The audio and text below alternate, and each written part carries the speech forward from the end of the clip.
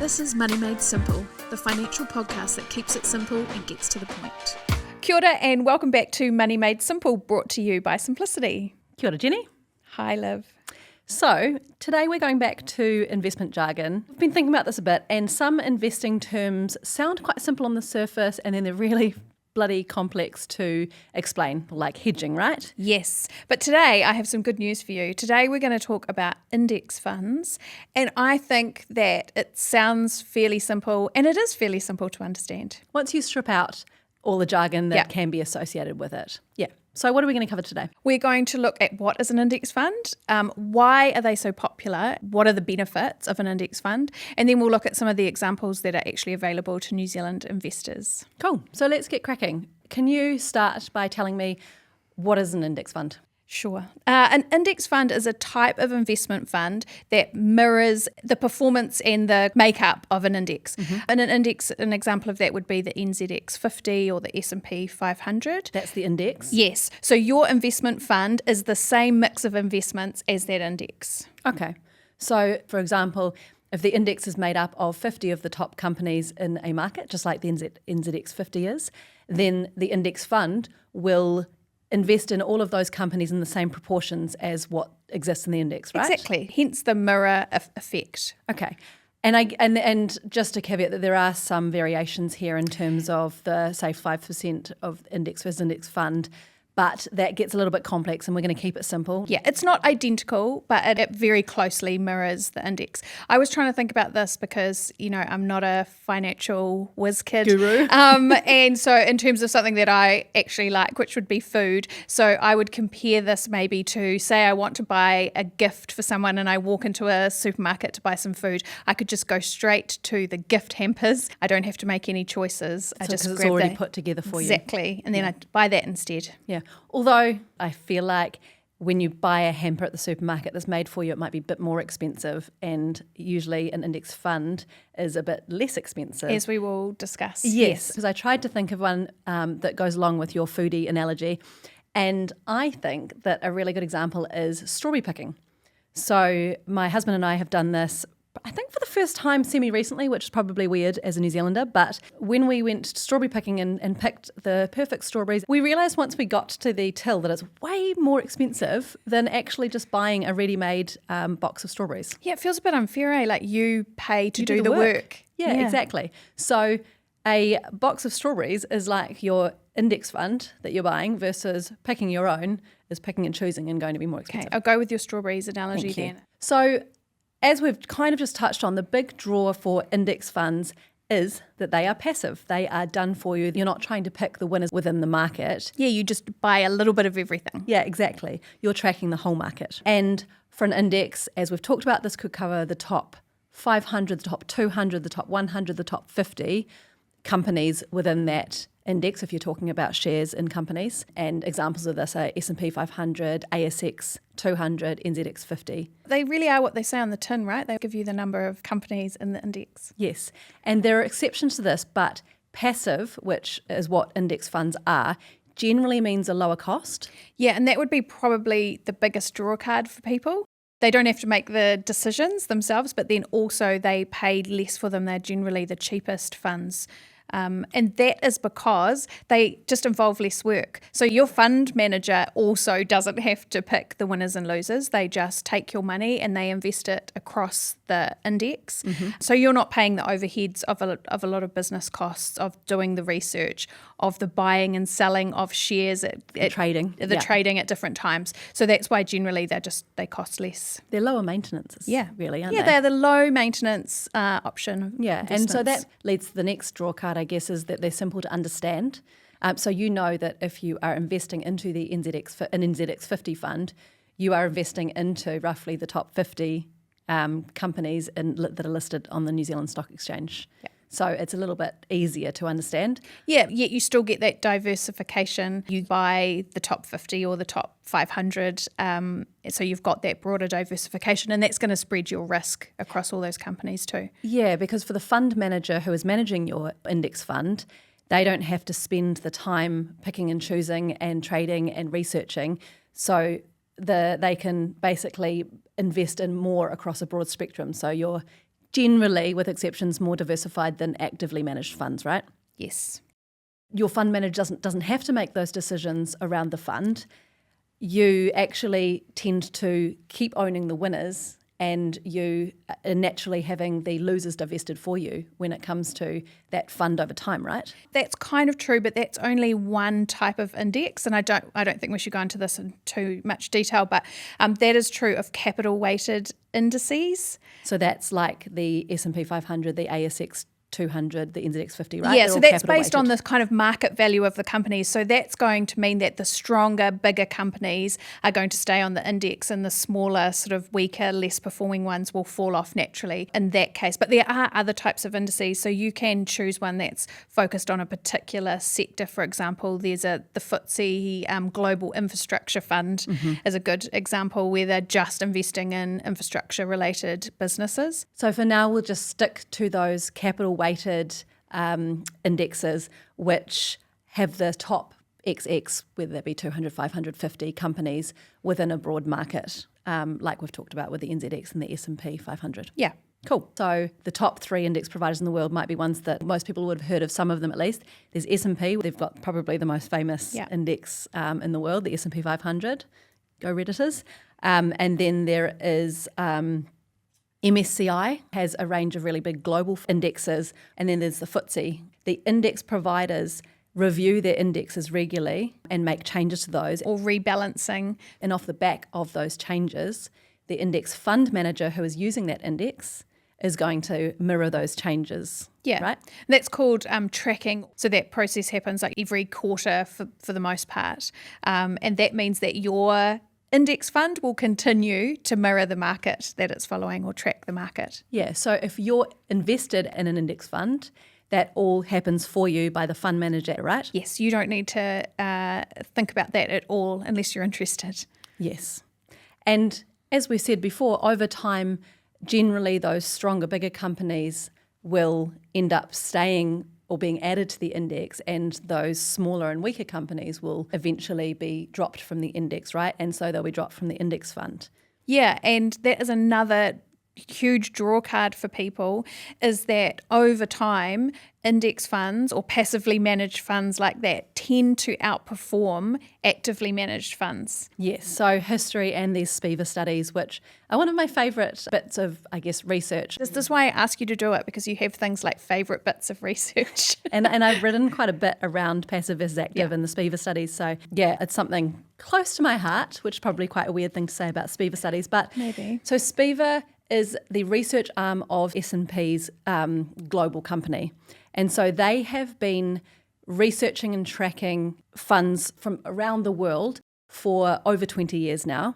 And basically what they've been doing is providing insights into the performance of passively managed versus actively managed funds. According to the latest SPIVA report and the reports before that, but the year in 2024, which is the most recent set of annual reports from SPIVA, they found that, for example, over 90% of actively managed funds that benchmark against the S&P 500, over 90% of them have underperformed the S&P 500 over the last decade. Okay, so if you think about you're in an index fund and you're tracking that index, then you would have met that benchmark. You will have got the growth of that market. And you're saying that the actively managed funds... Over 91% of them underperformed the S&P 500. Similar trends can be seen for other markets around the world. So I think Australia showed 85% of actively managed funds underperforming the ASX 200, and 75% of actively managed NZ funds that are tracking or benchmarking against the NZX 50 underperformed the actual NZX 50 index. So those are slightly less impressive numbers, but they're actually still, if you think about your chances of beating the index, beating the market, you're unlikely to be able to do that. Yes, so 25% of managers were able to do that. Yes, and how can you know that you're going to be in the 25%? It's better to be with the majority, right? But New Zealand in particular has underperformed its international peers because we are such a small, concentrated market. And so we're like an outlier versus the rest. So yes, it's still 75% of the active fund managers underperformed, but it's not quite as impressive than 90% that you see in the US and the 85% that you see in Australia. And these stats improve over time, right? So for most people, this type of investing is going to be for the long term, and they're tracking it at 5, 10 and 20 years. And 30. The longer you're investing, the more likely it is that an active manager will not be able to outperform An the index market. fund. An index fund. Yeah. In a nutshell, the data proves that over the long term, index tracking funds have basically historically had a higher chance of performing well than actively managed funds. Yeah, this is a bit more close to my heart than your research studies. And that would be the idea of investing ethically and values aligned investing. If you're investing in an index, you're not getting to choose the investments, right? You are investing in all of the companies in that index. But I just wanted to note that there's something called ethical screening. So in some cases, a fund manager will apply an ethical screen over the index. So that might say we will invest in all the companies in the S&P 500 except companies that, and then depending on the screen, they might exclude gambling, weapons, fossil fuels, tobacco, that kind of thing. So that's not the case of all index funds, but fund providers can apply those screens. Okay. And that means that they will exclude certain companies or sectors from that index fund. Would that make it a little bit less diverse? Yes. I mean, obviously, because it's excluding companies. So if you've got 500 and you have to exclude 50, yes, it is slightly less diverse, but it depends what's important to you as an investor.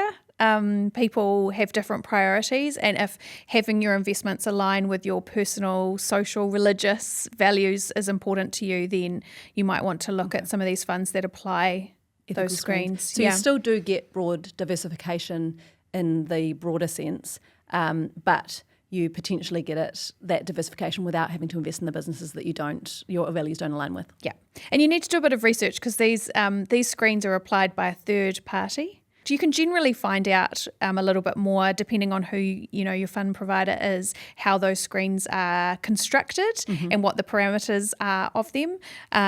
But yeah, it depends how important this is to people. And I think that it's probably important to note there's different kind of levels and flavours of ethical screening. So some providers and some third-party providers of those screens will be quite really strict and a bit more extreme, and some will be less extreme. Yes. So, yeah, and make sure you understand what kind of ethical screening suits you and if that aligns with your fund provider if you're investing in those index funds. Yes, well, index funds, they're available to everyone. There are different nuances that can be applied so that people who consider themselves an ethical investor can also get involved with index funds. Yeah. And so there's probably a lot of people that aren't necessarily choosing to invest in index funds. But I think one thing that's really interesting is that if you're a KiwiSaver member, you might actually already be invested in an index fund or multiple index funds without even realising it, right? Yeah, absolutely. Lots of KiwiSaver funds, particularly the default KiwiSaver funds, are invested in index funds or index-linked funds, which just means they don't have the label of being they're not branded. They're not branded, yeah, but they are actually tracking an index. So that might be that's the case for lots and lots of KiwiSavers. But not just one index fund, right? Your KiwiSaver fund will be made up of a bunch of index funds within it. Yeah, well, if you think about the NZX 50, for example, that's quite a small index. So yes, lots of the diversified funds will be made up of one or more index funds. Okay. Yeah. Cool. So let's give some examples. I think we've probably already gone over a lot of these. We kind of have. NZX 50, we've talked about that a lot. That is the top 50 listed companies in New Zealand. Mm-hmm. There's also way more than what we've got in New Zealand, international and global index funds. So, for example, the most popular one that most people know of is the S&P 500. There's also the MSCI index. And then there's also not just index-based share funds, there's actually bond index funds. Yeah, so bonds are governmental corporate-backed bonds, and you can actually buy an index. It just sounds so, I'm like falling asleep just thinking about it, an index of those global bonds. Yeah. And when it comes to investing yourself in index funds, you can choose a bunch of different index-based funds or index-linked funds to invest in yourself that suit your different wants and needs. So you might invest in a bond fund and you might invest in the S&P 500 or something aligned to it. Yeah, if you want a bit more control over that, then you could do that, pick a mix for yourself. But you will find a lot of KiwiSaver kind of diversified managed funds will have made those choices for you. So taking out more of the work of Passive. research and decision making. Okay, cool. We've looked at the benefits of index funds. And it sounds like it's all just happy days. Are there any downsides to index funds? Yeah, of course. There's a downside to everything, Liv. I think the main downside is that you can't beat the market. So I think a lot of people hope when they're investing that they might get a bit of a lucky break and they might invest in a company that suddenly takes off and they make loads and loads of money, which sounds fantastic. But in an index fund, you're only ever going to get the returns of the market. So you're not going to have that experience. They're getting lucky with a win. Yeah.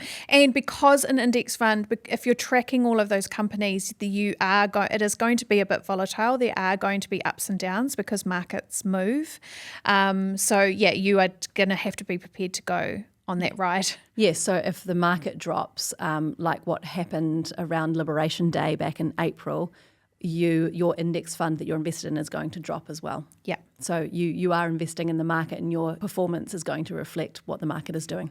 But if you look back over history, and we always see that over time the market is heading in an upwards trajectory. Yeah. Stay on the ride. Yeah.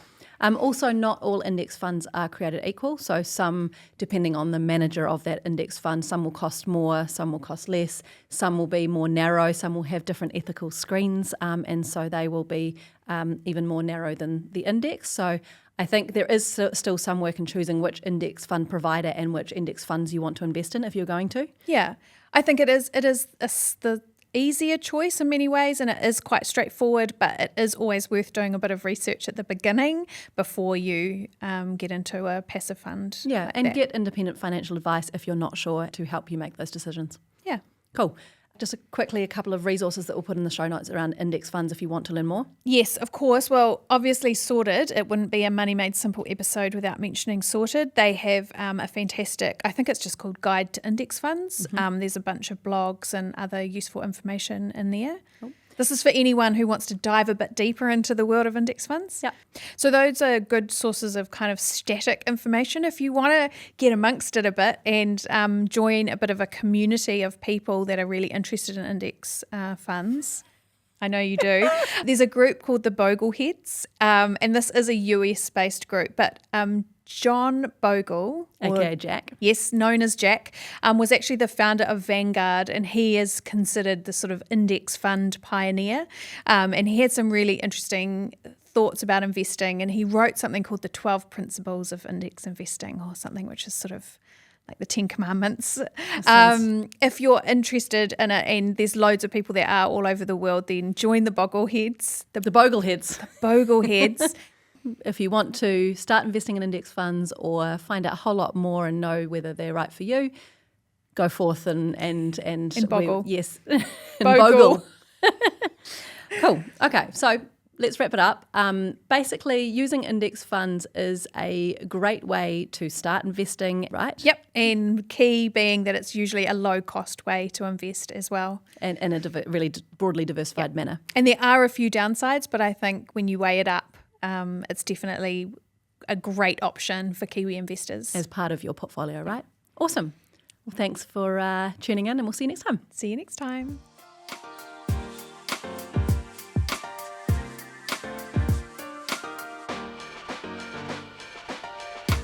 This podcast contains personal opinions and is intended to provide educational information only. It doesn't relate to your particular financial situation or goals and is not financial advice or recommendations. Simplicity New Zealand Limited is the issuer of the Simplicity KiwiSaver scheme and investment funds. For product disclosure statements, please visit Simplicity's website simplicity.kiwi.